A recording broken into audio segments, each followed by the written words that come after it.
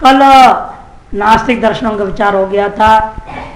आस्तिक दर्शनों में शाक्त दर्शन और विभिन्न प्रकार के शैव दर्शन, अंत वैयाकरण और हैरण्यगर्भ सिद्धांत वालों को विचार कर लिया।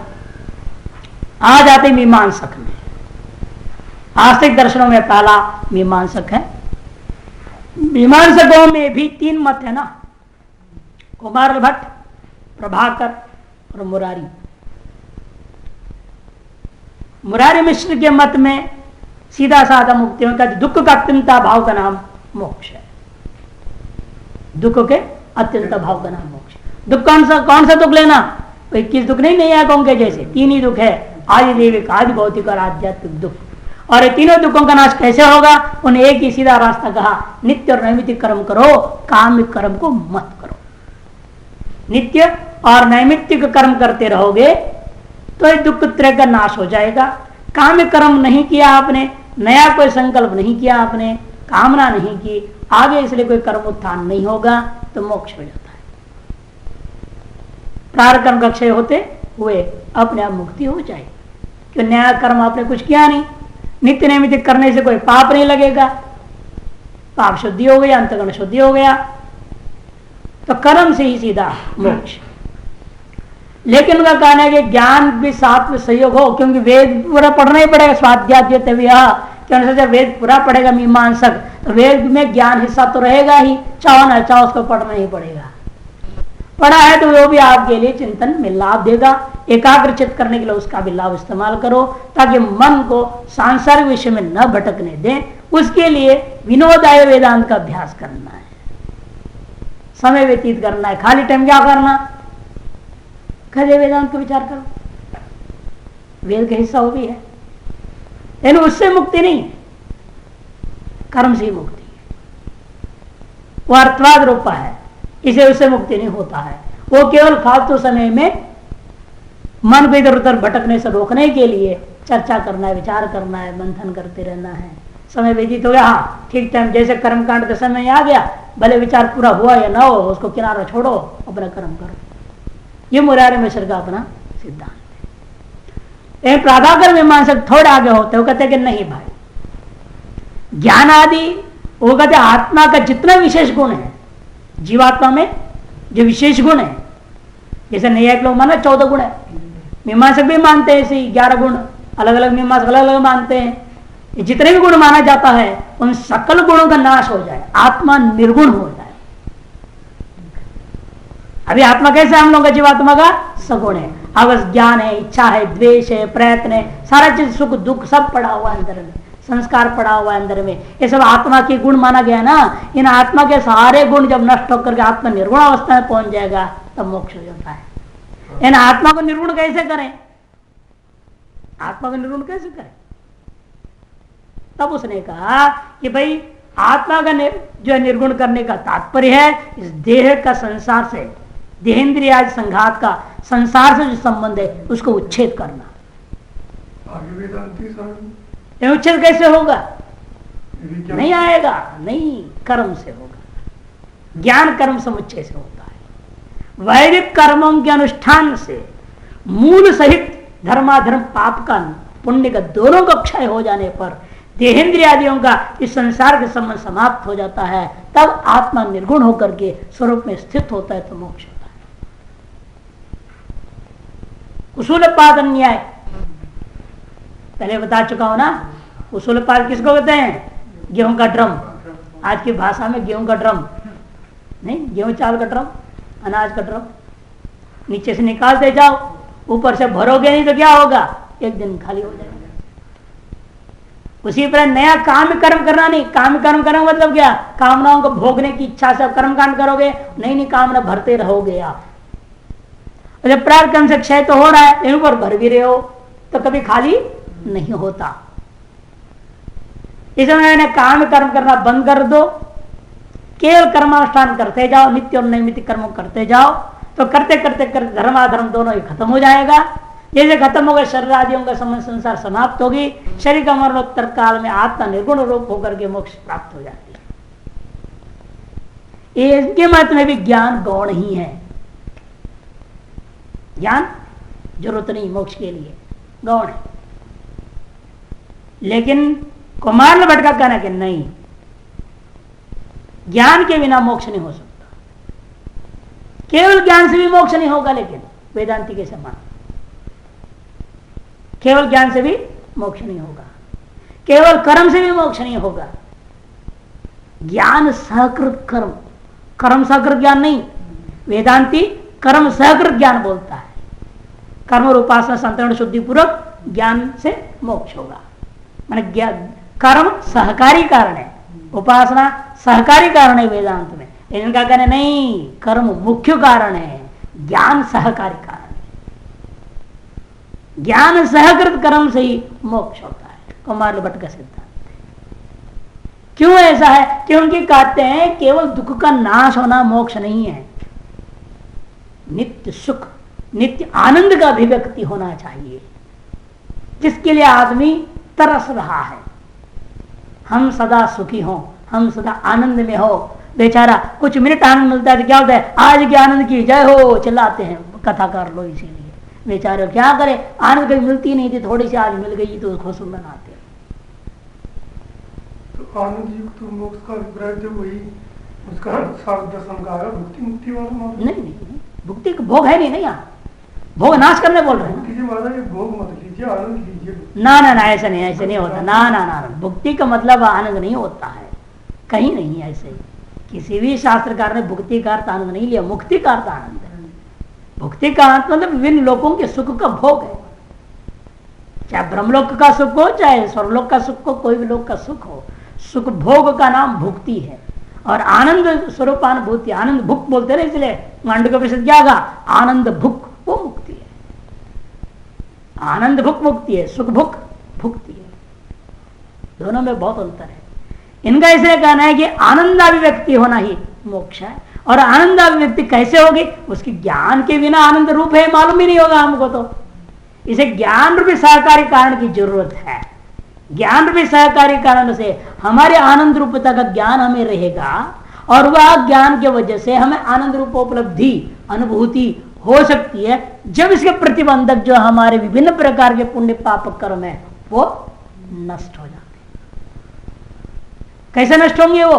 नष्ट होने का एक ही तरीका है, कर्मानुष्ठान कर्म। इसे ज्ञान कर्म के समुच्चय से निर्मल हुए अंतःकरण के माध्यम से ही नित्य ज्ञान के वजह से नित्य आनंद का प्रादुर्भाव जो होता है उसी को मोक्ष कहते कुमार भट्ट।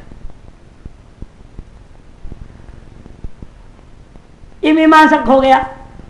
उसके बाद आइए अब विभिन्न प्रकार के, नहीं सांख्य और योग ले लीजिए पहले, सांख्य और योग, फिर न्याय वैशेषिक अंत में लेंगे। वर्तमान विचार न्याय वैशेषिक का है, बीच विभिन्न प्रकार के वेदांतियों को ले लेंगे। सांख्य और योग दर्शन तो आप दोनों दर्शनों को लगभग पढ़ चुके हो, इसलिए आप जानते हैं सांख्य मुक्ति किसको कहते हैं, योग मुक्ति किसको कहते हैं। सांख्य में तो योग को सीधा मुक्ति कहा भाई दुख त्रय विघातात्, दुख त्रय का आत्यंतिक विनाश से जो है मोक्ष हो गया, उसी का नाम मोक्ष। योग में कहा तथा दृष्टि स्वरूप अवस्थान, जो पुरुष अपने स्वरूप में अवस्थित हो जाता है समाधि काल में, उसी का नाम मोक्ष होता है। दोनों के मोक्ष में थोड़ा अंतर है। वह पुरुष अपने स्वरूप में स्थित हो रहा है योग में, या पुरुष सुख में, सांख्य कहता है पुरुष अपने स्वरूप में क्या स्थित होना है, तो नित्य स्थित है ही है स्वरूप में। स्वरूप में क्या स्थित होगा, तो नित्य स्थित है। वहां केवल अविवेक जो था वो नष्ट हो गया, और बुद्धि ने विवेक कर लिया। विवेक करने से पुरुष को अपने आप बुद्धि ने भोग देना बंद करके अपवर्ग दे दिया, ये सांख्य मत है। और योग में कहते नहीं, अविद्या से राग द्वेषाभिनिवेशन पंच क्लेशों का नाश हुए बिना मोक्ष हो नहीं सकता है, दुख त्रय का विघात नहीं हो सकता। दुख त्रय का नाश अविद्या का नाश से ही है, और अविद्या का नाश विवेक से होगा। अनादिकालीन हे का साथ जो संयोग है, दीर्घ दृश्य संयोग हे हेतु, दीर्घ दृश्य का जो संयोग हो रखा है उसका वियोग करना ही योग है। विचित्रता है यहाँ, अनादिकाल में संयोग हुआ, उस संयोग को वियोग करने के लिए योग का अभ्यास, वह वियोग योगाभ्यास के माध्यम से अभ्यास करते करते करते अष्टांग योग की सहायता से अंतःकरण शुद्ध होगा, क्लेश का तनुकरण, क्रियाओं के द्वारा क्लेशों का तनुकरण होगा, दग्ध बीज भाव को प्राप्त होगा। ये सब शब्दावली प्रयोग करता उन्होंने समझा दिया है। तो उस माध्यम से आप अपने स्वरूप में प्रतिष्ठित होंगे तो मोक्ष हो जाएगा, जिसको कैवल्य प्राप्ति कहा जाता है। इस पर सांख्य योग में थोड़ा फर्क के साथ दोनों का मोक्ष को समझ लीजिएगा। उसके बाद वेदांतियों में वैष्णव वेदांती मुख्य रूपेण रामानुजाचार्य है, वल्लभाचार्य है, मध्वाचार्य है, ये प्रमुख तीन हैं। वल्लभाचार्य जी का मत है गोलोक में जाना, वो लोग गोलोक एक लोक मानते हैं, गोलोक में जाकर दो भुजा वाला ही विष्णु मानते हैं भगवान कृष्ण को, दो भुजा वाला कृष्ण भगवान है, चार भुजा नहीं, चतुर्भुज नहीं, द्विभुज जो कृष्ण भगवान है, उस भगवान के साथ में उनके अंश रूप है हम, क्योंकि वो पकड़ते हैं गीता का 15वें अध्याय का महिमांशो जीवलोके जीवभूत सनातन, हम तो उसके अंश है, अंश ही रहेंगे। इस अंश का उस अंशी के पास पहुंच जाना, अंशी बैठा है कहाँ? गोलोक में, यहां लीला करके चला गया, वहां बैठा हुआ है, उस बैठे उसके पास हम यहां से पहुंच जाएंगे गोलोक में, भक्ति आदि के द्वारा अनुष्ठान का, नवदा भक्ति आदि का पालन करके वहां जब पहुंचेंगे, मुख्य रूप यहाँ शरणागति आदि भी लिया जाता है, वहां पहुंचने के बाद यह अंशरूप जीव वह कृष्ण के पास पहुंच करके उसकी नित्य रास लीला का जो अनुभव करता है, उसी का नाम मोक्ष मानते हैं। यहाँ रहते यहाँ रासलीला का अनुभव करेगा वो। रासलीला क्या है वास्तव में? वहां जाके क्या रासलीला को गोपियां बैठी हुई हैं क्या और नाच रहे हैं क्या अनेक कृष्ण? ऐसा कुछ नहीं है। वहां जाके अनुभव करने का मतलब है, रासलीला का अनुभव करने का मतलब वह अनुभव करते वृत्ति रूपी गोपियां, वहां भी उस गोलोक में जो प्राप्त सुखाकार, अनेक सुखाकार वृत्तियां होती रहती हैं, उन प्रत्येक सुखाकार वृत्ति के साथ अनुभव हो रहा है जो चैतन्य का आनंद रूपता है, वही रास है। उस रास का ही लीला है कि वह हर वृत्ति में सुख का ही अनुभव करता हुआ दुख का अनुभव ही नहीं हो पाता है। यदि केवल चैतन्य है, यहां जागृत में क्या हो रहा है? केवल चैतन्य वृत्ति के साथ संबद्ध है, आनंद संबद्ध नहीं है। बस गोलोक में पहुंचने का लाभ होता है, वे उनका कहना है, और आनंद का भी अभिव्यक्ति होती है हर वृत्ति के साथ में। इसे विभिन्न विषय सुख, गोलोकस्थ उत्कृष्ट विषयों का, श्रेष्ठ विषयों का, ऐश्वर्यपूर्ण विषयों की सुखानुभूति के साथ साथ जो चैतन्य का आनंद अभिव्यक्ति होती है, वही रास लीला है, उसका अनुभव करने का नाम ही मोक्ष है। ऐसे श्री वल्लभाचार्य जी का अपना विचार है। उससे थोड़े अलग होकर बोलते हैं माधव वैष्णव, मध्वाचार्य जी, उडुपी कृष्ण मठ है, उनका कहना है कि भाई ये यहां से जाकर के वो कृष्ण विष्णु नहीं, वह विष्णु भगवान है, वैकुंठ लोक मानते हैं, गोलोक से अलग, वैकुंठ से ऊंचा है और ऊपर, एक से ऊपर एक बोलेंगे लोग, तो वो वैकुंठ लोक जाएगा। वैकुंठ क्यों कहते हैं उसको? विगता कुंठा द्वैत बुद्धि यत्र स विकुंठा, विकुंठ एव वैकुंठ, कुंठा विगता कुंठा, कुंठापन क्या है? द्वैत बुद्धि, भेद बुद्धि, भ्रष्ट बुद्धि जो रखी है। विगता कुंठा माने द्वैत बुद्धि यत्र स विकुंठ, विकुंठ एव वैकुंठ, विकुंठ का ये नाम वैकुंठ है। मैंने जब भेद बुद्धि खत्म, मैं अलग हूं और भगवान अलग है, ये भेद बुद्धि समाप्त हो जाती है। मैं ही भगवान हूं, भगवान ही मैं हूं, ऐसे भगवान के साथ ऐक्यता की प्राप्ति वहां होती है, सायुज्यता बोलते हैं उसको, सायुज्य मोक्ष। इसे माध्यमत मोक्ष की चार अवस्था मानते। वैकुंठ लोक में जाना वो सालोक्य हो गया, सालों के बाद में वहां जाने के बाद उनके समीप में रहने का अवसर मिल गया। भगवान विष्णु की अगल बगल चमचागिरी करते हुए जैसे भी आगे पीछे घूम रहा है, तो सामीप्य है, समीप है, नजदीकी सर्कल, बोले नजदीक का सर्कल में है। गुरु जी के नजदीक में होते हैं ना कई चमचे, हाँ चमचे रहते हैं। दूसरे कहाँ रहेंगे गुरु जी के पास? गुरु के पास पाठक के पास आने नहीं देते चमचे, दूर रखेंगे, दूर ही रहने देंगे। हाँ, लेकिन हम लोग जो है हम उसी में खुश होते थे। हम जो लोग सोच रहे हम नजदीक है, वो नजदीक नहीं, वो शरीर के नजदीक है केवल। हम तो गुरु तत्व के नजदीक हो रहे हैं। जितने हम दूर हैं शरीर से, उतने हम गुरु से नजदीक हैं, असली गुरु तत्व के नजदीक हो रहे हैं। और हम लोग ये विचार जो था वो अनुभव में सच में आ गया। चाहे गुरु आश्रम में भी ऐसे ही हुआ, जितना हमें दूर रखना चाहते थे चमचे, उतने ही गुरु जी हमें नजदीक लेते थे। वो लोग जलते थे इस बात पे, अरे रहता तो नीचे बस। हम कहते हैं ठीक है तुम चमचो वहीं रहो, हम यहीं, ठीक है अपने रसोई करो, भोजन बना रहे, खिला रहे पिला रहे, ऑफिस में काम कर रहे, कहीं और काम कर रहे, हम ठीक है यहीं पे। और रामन जी महाराज जी थे, चमचे उनके पास रहते थे। हम तो बगीचा में जो शंकराचार्य मूर्ति नहीं, उसी बल के कमरे में हम रहा करते थे। इन भोजन में पंगत में महाराज जी बैठते, जब तक हम नहीं आएंगे पंगत चलेगा ही नहीं। विवेक चेतन कर रहे थे, बाद में उसकी मर्डर हो गई। विवेक चेतन बोलते विवेक जाओ देखो क्या कर रहे हैं, लाओ। और हम पढ़ते रहते थे, कुछ भी करते थे। वो आते थे, चलो तुम्हारे वजह से वहां पर पंगत रुका है। हम आके बैठते थे, प्रणाम करके तब पंगत शुरू होती। तो कौन नजदीक है, किसका ख्याल रख रहे हृदय से, तुम चमचों के क्या हमारी? ये दूर रह रहा है, पढ़ रहा है, अपना सेवा में लगा है, कुछ भी कर रहा है।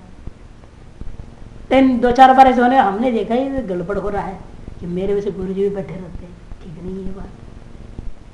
फिर हमने जो साथ में रहते थे नारायण घर तक लगा, उसको बोले देखो भाई 10:30-11 बजे घंटी लगती है, 5 मिनट पहले मेरे को हिला देना थोड़ा, मैं बैठ पढ़ते रहूंगा, मेरे होश नहीं रहता है, पंक्ति में रहता हूँ, तो मेरे को हिला दो, मैं समझूंगा मेरी दुनिया में आना है, चाहता से बाहर जाना है, मैं समझ लूंगा टाइम हो गया। तो वो ऐसे ही करता था, 5 मिनट पहले हिला देता था, तो मैं चलो ठीक है, फिर बंद करता था, फिर पहले गेट पे खड़े हो जाता था, जाकर पहले खड़े हो जाओ। मैंने इसलिए जो सोचते हैं ना हम नजदीक है, वास्तव में वो नजदीक होते नहीं है। बाहर से जो दिखावटी नजदीकता है, वो भी अपने काम निकालने के लिए गुरु जी भी ठीक है बोलते रहते हैं उन लोगों को। हृदय से वो चाहते किसी और को, जो सच्चे दिल से सेवा कर रहा है, सच्चे से शास्त्र का अध्ययन कर रहा है, सच्चे दिल से जो साधना कर रहा है, उसी को दिल से चाहते। और हृदय से जिसकी जोड़ जुड़ गया, वही असलियत में जुड़ा गुरु से। नजदीक जितना भी चमचागिरी करते रहो, पैर दबाते रहो, क्या फर्क पड़ने वाला? सारूप्यता उस और श्रेष्ठ है, सामीप्य की अपेक्षा से सारूप्य। भगवान विष्णु का ही जैसा शरीर उनको भी मिल गया, शरीर मिला केवल, सामर्थ्य नहीं। उसके बाद सायुज्य, उनसे ही युक्त हो गया।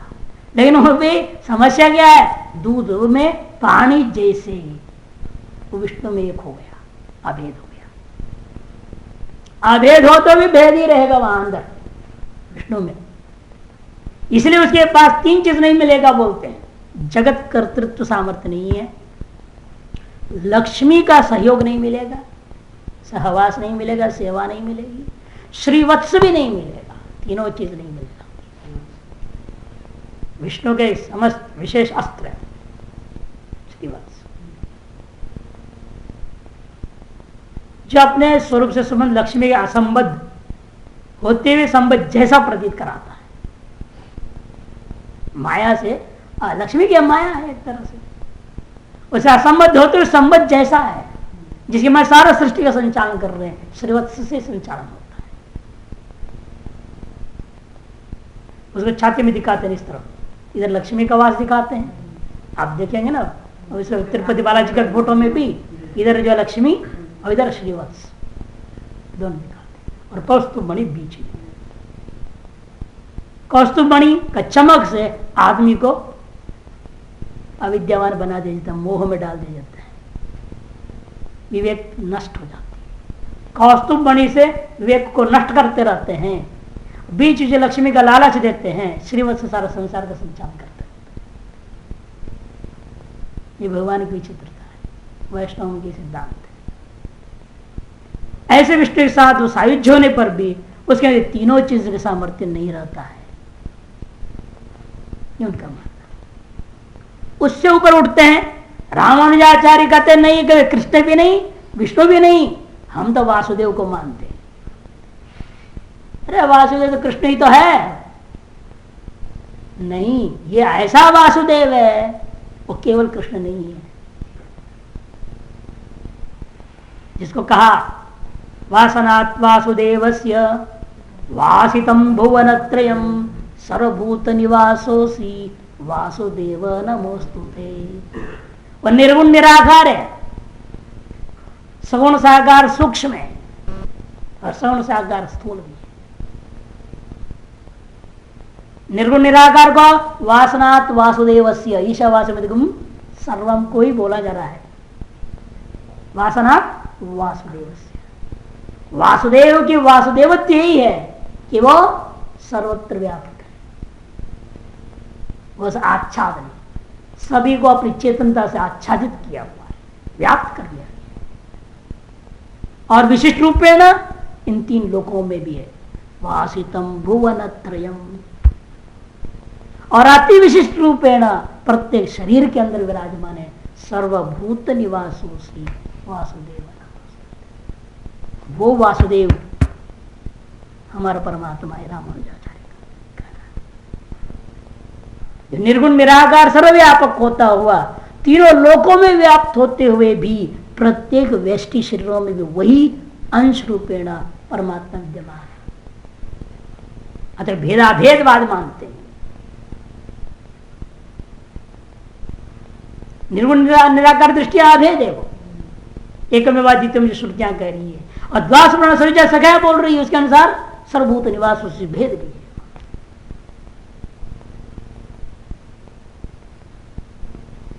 जब रामानुजाचार्य कहने वासुदेव में रहने वाला जो समस्त जगत का कर्तृत्व का धर्म को छोड़कर एक धर्म को छोड़ा, आपको ऐश्वर्य मिलेगा, लक्ष्मी मिल जाएगी, श्रीवत्स भी है, सारा संसार का आप आनंद लीजिए, संचालन करो, स्वयं भी कर लीजिए, लेकिन जगत कर्तृत्व नहीं मिलेगा। एक को छोड़कर बाकी उस वासुदेव का सर्वधर्म सर्वज्ञत्व आदि ऐश्वर्य आदि सब कुछ मिल जाए जब, तब मुक्त है माना जाएगा, वो मोक्ष अवस्था मानते हैं।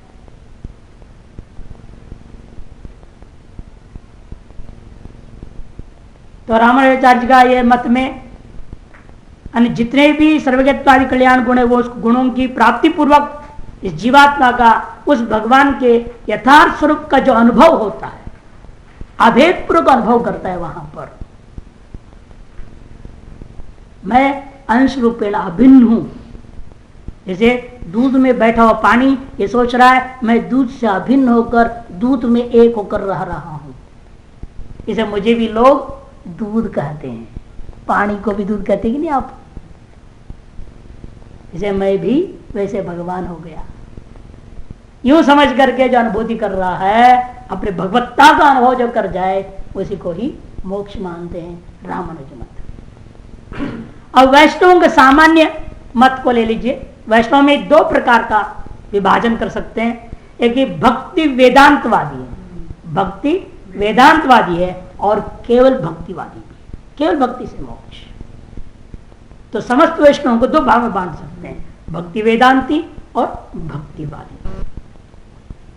तो भक्तिवादी का कहना है, उनके मूल ग्रंथ है नारद भक्ति सूत्र, नारद पांचरात्र, भागवत पंचरात्रि, 5 रात्रि में ही उपदेश दिया गया है।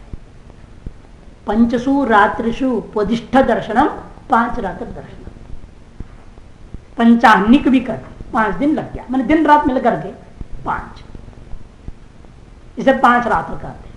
ये 5 रात्र ये विशेष मानी जाती है या ये कौन से भी 5 रात्र अरे 5 रात्र विशेष क्या मानना उसमें? अरे हैं? अरे कुछ नहीं है। अरे भगवान ने 5 दिन में उपदेश दिया, पता नहीं कौन से दिन में दिया, कौन तिथि को दिया, क्या मालूम है। भगवान ने नारद जी को 5 दिन में उपदेश दिया था, उसका नाम 5 रात्र हो गया। अब किन 5 दिनों में दिया, कौन से महीना में दिया, किस संवत्सर में दिया है, तो भगवान से पूछना पड़ेगा या नारद जी से पूछना पड़ेगा। आप बताओ जी। इतने से है कि 5 दिन में हुआ था। जैसे ऊपर भाष्य में भी क्या आहनिक बोलते, नवान्निक, 9 दिन रात में प्रथम भाष्य महाभाष्य का पहला हिस्सा उपदेश हुआ था। शेष सारा का सारा 2 दिन में खत्म कर दिया। इस तरह से न्याय सूत्र आनिकों में है, प्रथम मानिक, द्वितीय तृतीयानिक में प्रत्येक अध्याय 2 आनिकों में है, 6 अध्याय 12 आनिक में है। 12 दिन में उपदेश हो पूरा न्याय सूत्र। इस तरह से आनी में हुआ, अब ये पूछने लगो कौन सी तिथि को हुआ, किस महीने में, किस संवत्सर में हुआ, तो हम क्या जाने भाई, वहां कहीं लिखा ही नहीं उसके बारे में। 5 रात्रियों में हुआ। उसका नारद 5 रात्र दर्शन भी कहते हैं, भागवत 5 रात्र दर्शन भी कहते हैं। नारद भक्ति सूत्र और शांडिल्य भक्ति सूत्र 2 भक्ति सूत्र है, और इसी का विस्तार मानते हैं भागवत को। भागवत जो है भक्ति सूत्रों का ही व्याख्या, ऐसा कुछ लोगों का मानना है। कुछ लोग कहते हैं नहीं भाई, मांडव्य उपनिषद का व्याख्या भागवत है।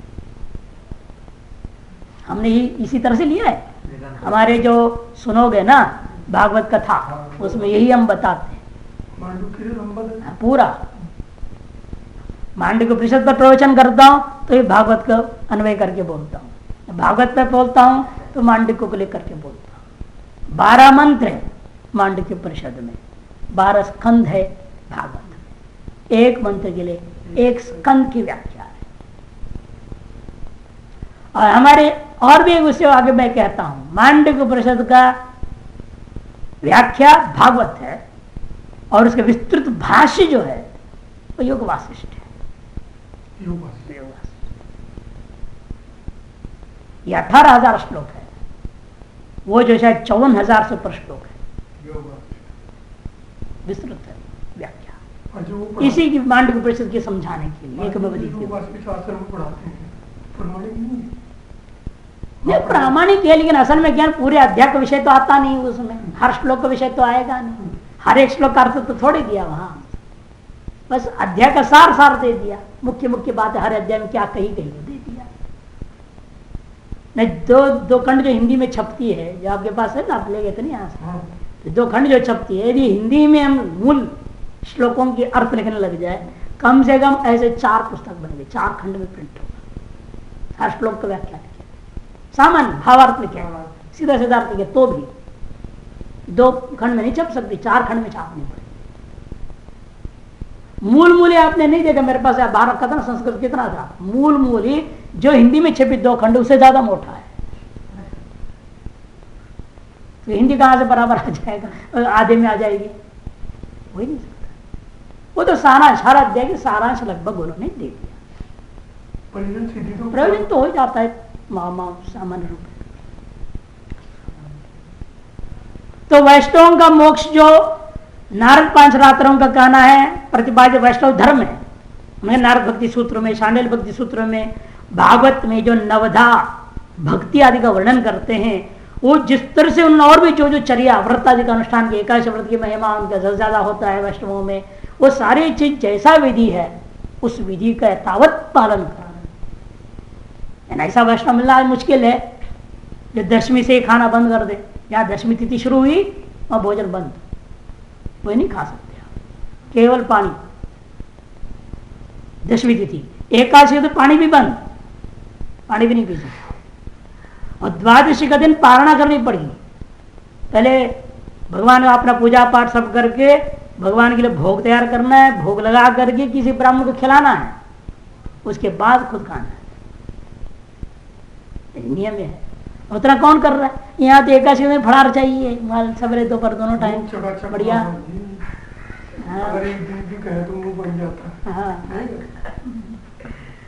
तो एकादशी है, ऐसे व्रतों का पालन जो वर्णन है उसमें, उन सब का पालन करना, अनुष्ठान द्वारा विष्णु भगवान की प्रसन्नता को प्राप्त करना है, उससे पुनरावृत्ति रहित विष्णु लोक की, वैकुंठ लोक की प्राप्ति ही मोक्ष मानते।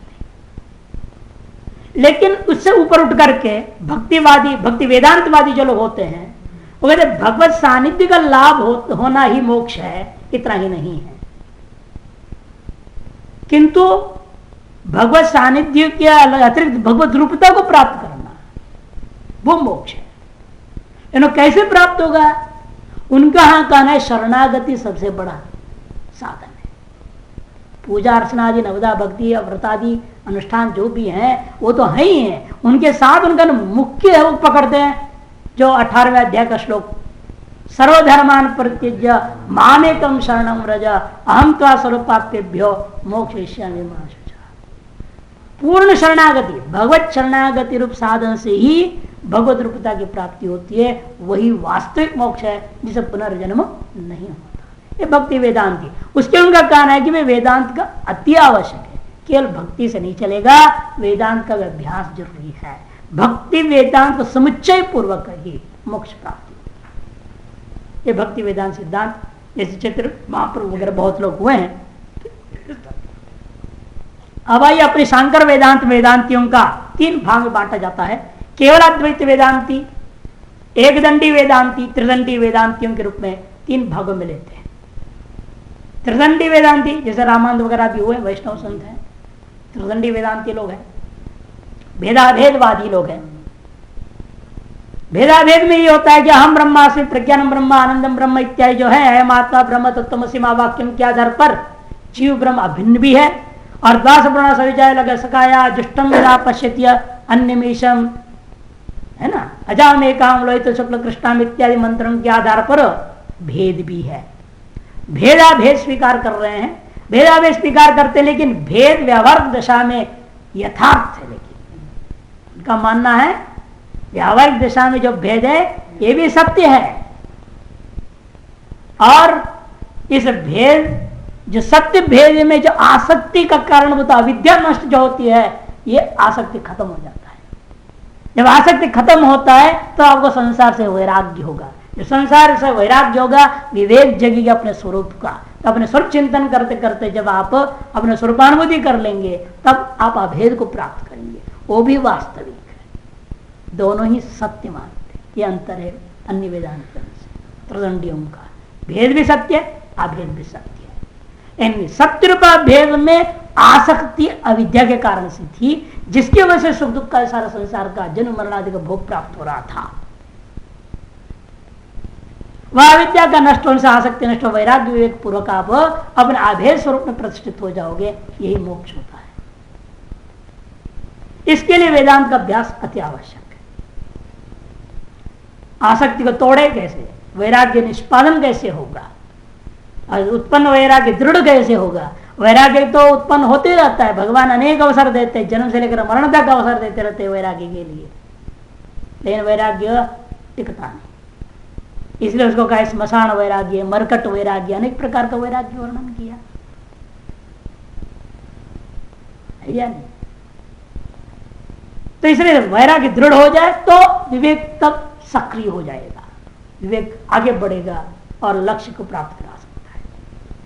इससे ऊपर उठते हैं एक दंडी वेदांती लोग, कहते अहम ब्रह्मास्मि जीव ब्रह्म के अभेद साक्षात्कार से अनादि अविद्या के निवृत्त हो जाने पर जो समस्त उपाधियों का जो है विच्छेद हो जाएगा, उसे रहित हो जाओगे, पुनर्जन्म रहित स्वप्रकाश आनंद रूपता की जो अनुभूति होती है उसी को मोक्ष मानते हैं। ये लगभग नजदीक है शांकर वेदांत के पास। अंतर क्या है इनका? एक अंतर यह है, ये जगत को मिथ्या नहीं मानते। जगत सत्य भले रहे, हमारे क्या दिक्कत है, बोलते जगत सत्य रहने दो उसको, हम तो अपने स्वरूप में प्रतिष्ठित होकर। और आप आता अंत में शांकर वेदांति कहते नहीं, जगत मिथ्या है, ब्रह्म ही सत्य है और जीव ब्रह्म ही है, अलग है ही नहीं। वो अंत में हो गया अखंड ब्रह्मा का साक्षात्कार श्रवण निध्यासन के द्वारा तत्त्वमसि आदि वाक्यों का अर्थ को अनुभव में साक्षात्कार में अनुभव जब कर लेता है तब जो आनंद अभिव्यक्ति नित्य शुद्ध बुद्ध मुक्त स्वभाव की अभिव्यक्ति जो होती है, और संसार काल में से अनादिकाल से जो आया हुआ संसार में विद्यमान देहादि के संबंध को लेकर के दुखादि का अनुभव जो हो रहा था, उसका आत्यंतिकी निवृत्ति, अविद्या का नाश पूर्वक आत्यंतिकी निवृत्ति पूर्वक जो आनंदानुभूति है, आनंद स्वरूप में प्रतिष्ठित हो जाना है, आनंदी भवति जो मंत्र में कहा है तैत्तिरीय में, उस स्थिति को पहुंचने का नाम ही मोक्ष होता है।